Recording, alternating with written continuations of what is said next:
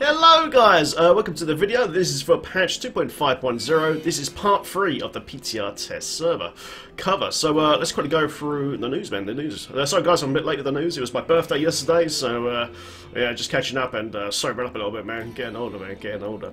Right, so classes, guys. First, bug fix for Demon Hunter, Empowered Ricochet. Fixed a bug where the second bounce granted by this rune would sometimes fail if enemies were packed tightly together. So good news for Demon Hunters, guys. That is now fixed.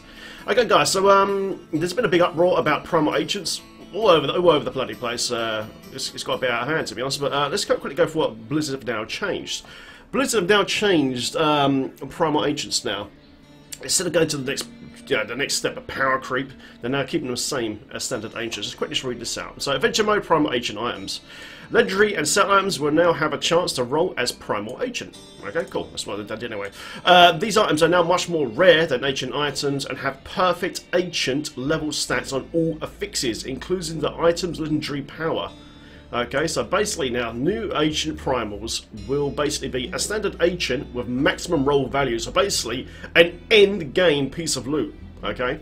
And that's pretty crazy, you know what I mean? We've had tons and tons of Ancient items, and it's always, most of the time, rolled wrong. It's very frustrating, so if you find one of these items, you've found an end-game piece of loot now, so that's pretty fucking crazy.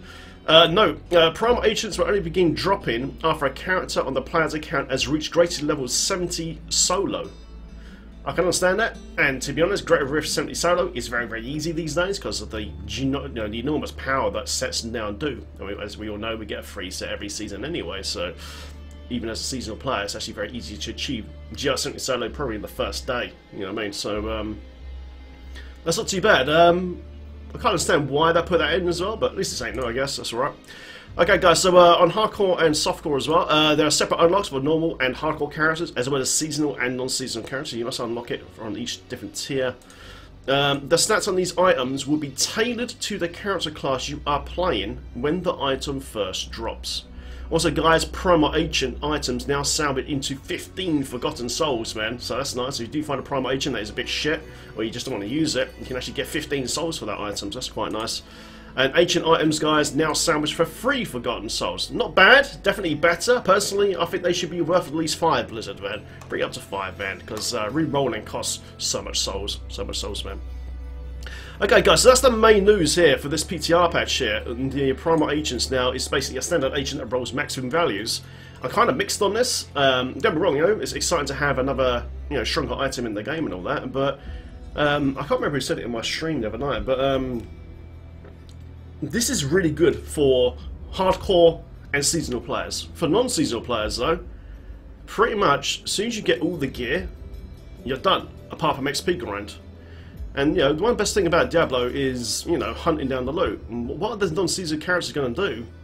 Non-seasonal players are going to do once they find all their Primal Ancients and they've got all their end-game gear completely done. Or literally all they will have left is the XP grind, and that's it. So I'm a bit mixed with that, but like I said, for hardcore and seasonal players, it's a good thing. So a little bit mixed there. So I'm personally a seasonal player. So for me, this is like a dream come true. But for non-seasons, I don't know. What do you guys think? Those non-seasonal players in out there. What do you think, guys? You know what I mean? Would you be happy with just a full set of end-game gear on your character? Would you miss that hunt? That, you know, that chance to have that 0.1% chance to upgrade? You know what I mean? We always chase it all the time. So yeah, kind of mixed on that for non-seasonal players. Right guys, classification items is next. Note, existing items will not be affected by following changes. Only new versions of these items will roll with the added legendary power. So Demon Hunter Holy Point Shot. Impale now throws 2 additional knives. Cool. Note, each enemy can only be hit once per skill use. Okay. Note, this change is still being tested and evaluated, so they're still testing this out. Okay, cool. Bug fixes for the Legacy of Raycore. Fixed a bug where the 6-piece bonus of this set would not buff the earthquake damage. Oh, really? That's cool, man. Because didn't they do a Jay Wilson with the with this bar build, man, and just double the damage? It'd be interesting, man. I kind of miss playing a bit of barb, actually. I might try this out myself. Cool. Okay, guys, Greater Rifts have been changed, okay, which is kind of cool. Additionally, several quality of life changes have been made. The frequency of several tile sets and Greater Rifts have been adjusted, okay, so caves, keep depths, and Zoltal's archives will appear now less often. We were getting a lot of keep depths on this current patch, so that's kind of cool, man. Stinging Winds, Festering Woods, Pandemonium, Tristram Cathedral, Arrow Crater and Realm of the Banished will appear more often now. Cool, because I like those maps, man. Lovely. Okay, so the Flooded Causeway and West March locations no longer appear on the first floor of Greater Rifts. The number of spear-throwing goatmen, skeletal archers that appear in Greater Rifts and reduced in certain enemy populations.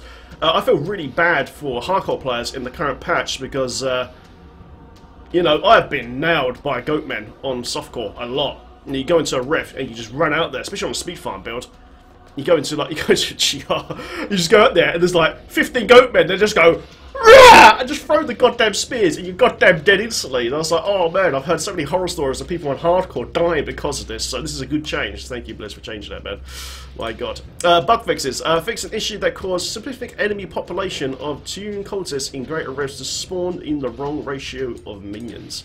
And there you go, guys. That's all the patch notes so far. What do you think? Obviously, the main thing here is that Primal Ancient change. Instead of more power creep, it's basically going to turn into a maximum rolled ancient. I'm kind of mixed on this. I'm excited for hardcore players and seasonal players like myself, but I don't know, for non-seasons, you know, apart from XP grind, once you complete all that gear, you're done, sort of thing. So yeah, what do you guys think, man? Make sure you guys stick your comments in below. Please like and subscribe. If you enjoyed this video, guys, give it a thumbs up. If you didn't, give it a thumbs down. I'll see you in the next one. Have fun in Sanctuary, boys and girls. I'll see you soon. Interesting.